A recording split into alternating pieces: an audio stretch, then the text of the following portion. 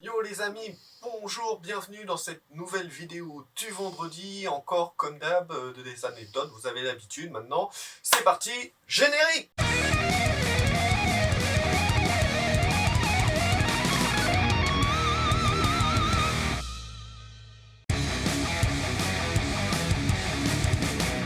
Pour cette première anecdote, on prend la direction du Mississippi. C'est là que le 16 septembre 1925 naît B.B. King. Il est considéré encore à l'heure actuelle comme le pionnier et surtout le maestro de la musique blues et il influence encore aujourd'hui de nombreux guitaristes. Les deux B qui sont dans B.B. King correspondent à Blues Boy. C'est un surnom que dans sa famille on lui a donné. Notre histoire prend donc place en Arkansas en 1949. On est au tout début de la carrière de B.B. King et il roule pas forcément sur l'or, c'est une indication qui est très importante pour la suite. Il joue dans un dance hall en Arkansas, donc le dance hall c'est une sorte de salle des fêtes, salle de bal, thé dansant un petit peu, et B.B. King est en train de jouer lorsque deux hommes sont en train de littéralement se mandaler la tronche à grands coups de pain.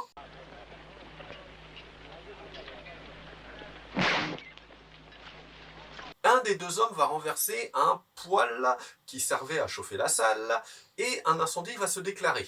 Un mouvement de panique se crée. B.B. King se retrouve à l'extérieur de la salle. Et là, il s'aperçoit avec effroi qu'il a laissé sa guitare à l'intérieur. Alors, il faut savoir, comme je vous l'ai dit au début de l'histoire, que en fait B.B. King il roule pas sur l'or, il n'a pas les moyens de se racheter une guitare, surtout que là c'est une Gibson, donc 300$ ou 400$, il n'a pas les moyens, donc il décide de re-rentrer dans la salle qui est en feu, je vous le rappelle. Pendant qu'il va chercher sa guitare, il aperçoit du coin de l'œil les deux hommes qui sont toujours en train de se disputer, mais qui essayent quand même d'éteindre l'incendie. Il récupère sa guitare, il sort in extremis et le bâtiment s'embrasse d'un seul coup. Le lendemain, B.B. King se rendra à nouveau sur les lieux. Il apprendra que les deux hommes sont retrouvés décédés à l'intérieur de ce qui reste du dance hall. Il va apprendre que les deux hommes se disputaient en fait pour une femme prénommée Lucille. Il gardera sa guitare Gibson tout du long de sa carrière. Il la rebaptisera Lucille, déjà en hommage à l'incident dont il était témoin, mais surtout pour se rappeler qu'il ne faut pas agir stupidement dans la vie. Et surtout, cette histoire a traversé les décennies, on la retrouve même dans Walking Dead. Pour ceux qui connaissent le personnage de Negan avec sa batte de baseball qui surnomme Lucy, l'inspiration viendrait de la guitare de B.B. King. Voilà, c'est fini pour cette première anecdote, on passe tout de suite à la suivante. Les amis, pour cette deuxième histoire, je ne sais pas si vous connaissez ou si vous avez déjà écouté la chanson American Pie de Don McLean, qui a été reprise aussi un peu plus tard par Madonna, mais cette chanson, en fin de compte, elle part d'un événement bien précis et assez tragique de l'histoire du rock américain. En effet, pour beaucoup d'Américains, la musique est morte un 3 février et plus précisément le 3 février 1959. En effet, le 3 février 1959, ce n'est pas une ni deux, mais bien 3 stars interplanétaires du rock que les Américains vont perdre. Buddy Holly, Ritchie Valens et The Big Bopper sont en tournée dans le Midwest américain. Alors, les moyens de tourner à l'époque, faut bien se rappeler, je vous l'ai dit, on est à la fin des années 50, sont pas les mêmes que maintenant. C'est des longs trajets en bus pour aller d'une ville à l'autre. Le Midwest américain, c'est peut-être une des régions les plus vastes du monde. Et les trajets sont inconfortables, il fait extrêmement froid, les engelures et la grippe sont monnaie courante dans le staff de la tournée. Après un concert à Clear Lake, Buddy Holly va avoir l'idée d'affréter un avion pour se rendre à la prochaine destination, le Minnesota. Ritchie Valens, qui ne devait pas faire partie du voyage, décide de faire un pile ou face avec quelqu'un qui avait sa place dans l'avion. Il va donc la gagner, cette place, et il va y avoir 4 personnes dans l'avion, donc le pilote, Buddy Holly, The Big Bopper et Ritchie Valens. Buddy Holly, Ritchie Valens et The Big Bopper décident de tenter le tout pour le tout, sachant que les conditions sont exécrables, on est en pleine nuit, et le pilote va donc décoller. Quelques minutes après le décollage, l'avion va s'écraser. Oh mais... Le moteur 4 est foutu. Qu'est-ce qui s'est passé pour que ça explose? À cause de la pression, j'ai oublié de vérifier la pression d'huile. Ma mère l'apprendra, ça risque de chier dans le ventilo. Bien évidemment, les 4 membres d'équipage, donc le pilote, Buddy Holly, The Big Booper et Richie Valens, sont morts sur le coup. Et à la place où l'avion s'est écrasé, aujourd'hui on peut encore voir, il y a un mémorial qui a été fait à leur mémoire. Et c'est pour ça que les Américains disent que le 3 février 1959, le rock et la musique en général est morte. Est-ce que Retour vers le futur, ça vous parle? Oui, hein, vous connaissez tous ce célèbre morceau qui est joué pendant la scène du bal par Marty. Bon, attention les gars, c'est un riff de blues en si. Pour les changements, vous me regardez et vous essayez de me suivre, d'accord?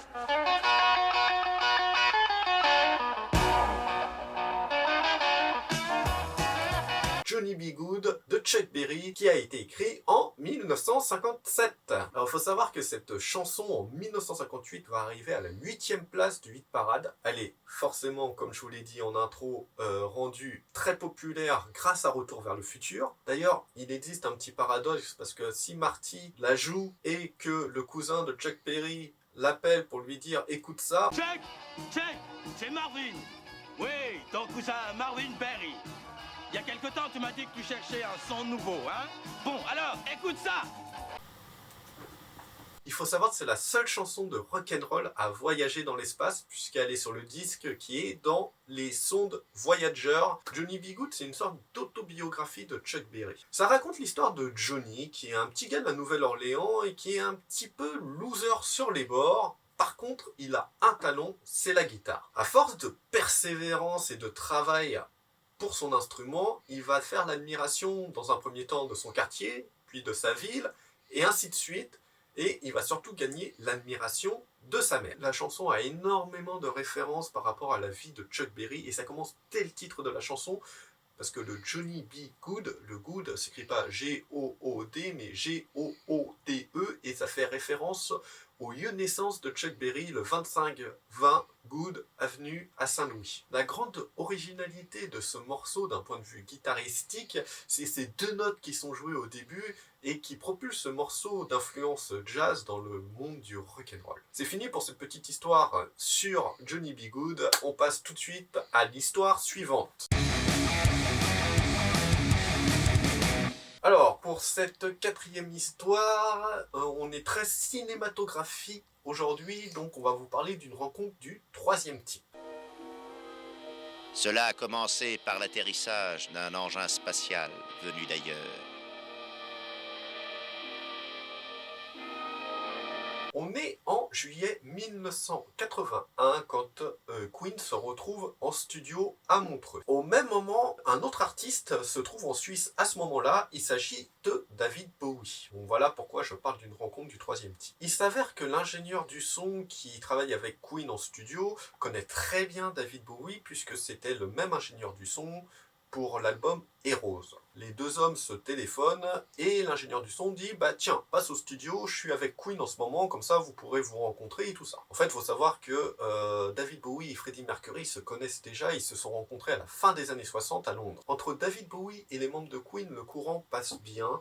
Ils commencent à faire une petite impro en faisant des reprises en studio et très vite, ils se disent « Tiens, si on faisait un morceau en commun ?» De là, Jeff Deacon, le bassiste de Queen, va sortir un riff de basse qui va être la base de ce morceau. Les autres membres du groupe vont venir rajouter leurs instruments les uns après les autres, donc batterie, guitare, et pendant ce temps-là, David Bowie va écrire des paroles de la chanson People on the Street. Le seul truc, c'est que David Bowie est un artiste très compliqué, c'est quelqu'un avec qui c'est très compliqué de travailler, il est perfectionniste, et en fait le nom de la chanson lui va pas, il veut quelque chose de très étriqué, et il va changer le nom de cette chanson en Under the Pressure. Comme je vous l'ai dit, David Bowie c'est quelqu'un qui aime tout contrôler, et la collaboration entre Queen et Bowie pour ce morceau va se révéler extrêmement compliquée. Déjà parce qu'ils n'ont pas la même méthode de travail. Et surtout, il y a 2 égos surdimensionnés, à savoir David Bowie d'un côté, Freddie Mercury de l'autre. Il faut savoir que David Bowie n'y croit pas, les membres de Queen n'y croient pas, Et quand le morceau sort, eh ben, c'est un carton intersidéral. Et pour conclure, on pourrait se dire que paradoxalement, cette chanson a été réalisée, construite et faite sous pression, under the pressure. Anecdote suivante.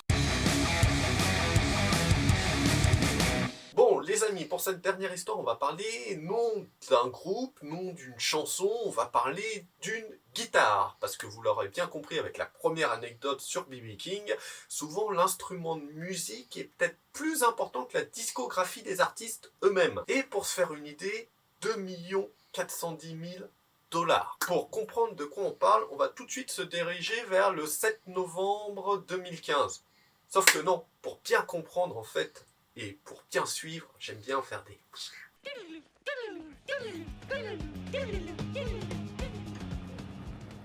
On va aller au début des années 60. Nous sommes au début des années 60. John Lennon et George Harrison se baladent à Liverpool et ils rentrent dans un magasin de musique.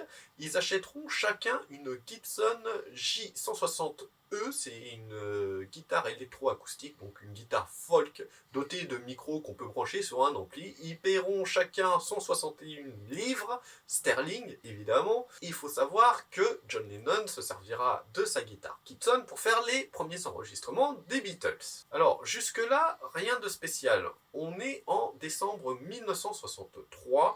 Mal Evans, qui est du staff du groupe, à savoir il est une sorte de roadie garde du corps, à la suite d'une prestation donc des Beatles dans un théâtre londonien, va oublier la guitare de John Lennon dans le théâtre. La guitare va réapparaître au début des années 2000 à San Diego, sans savoir ni pourquoi ni comment elle a atterri ici. Elle va tomber dans les mains d'un jeune homme qui va l'acheter pour 175 $, et ce jeune homme va ensuite la revendre à un de ses meilleurs amis, John McClough. Par pur hasard, il tombe sur une photo de George Harrison avec sa fameuse guitare, sa fameuse Gibson qu'il avait achetée en même temps que Lennon, et il va trouver une ressemblance étrange avec sa propre guitare.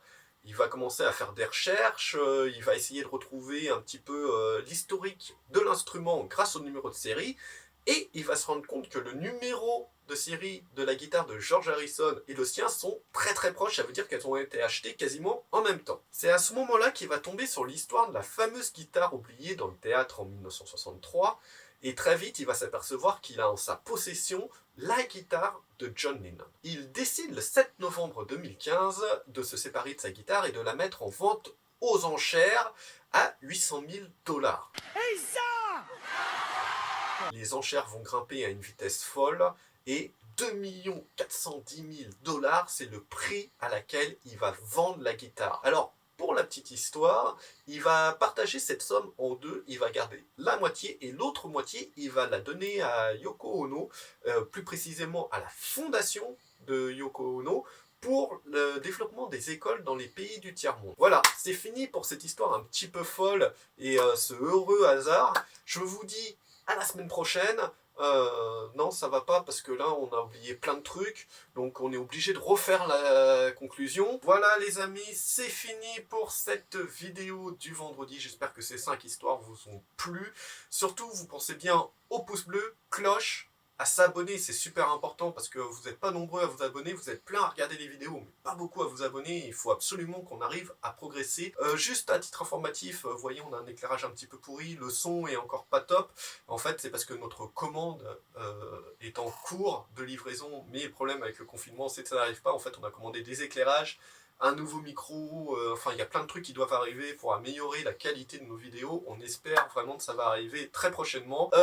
Qu'est-ce qu'on a à vous dire? Surtout la semaine prochaine, restez connectés. La semaine prochaine, c'est un spécial Rock Story année 1991, parce qu'en 1991, il y a plein de trucs qui sont sortis et qui ont influencé des décennies de musique, donc restez bien connectés, on va se faire un petit tour dans cette année-là, et du coup, il y a plein de trucs à découvrir. Jusque-là, j'espère que vous allez bien vous porter, que vos proches vont bien se porter aussi, et moi, je vous dis à la semaine prochaine. Générique!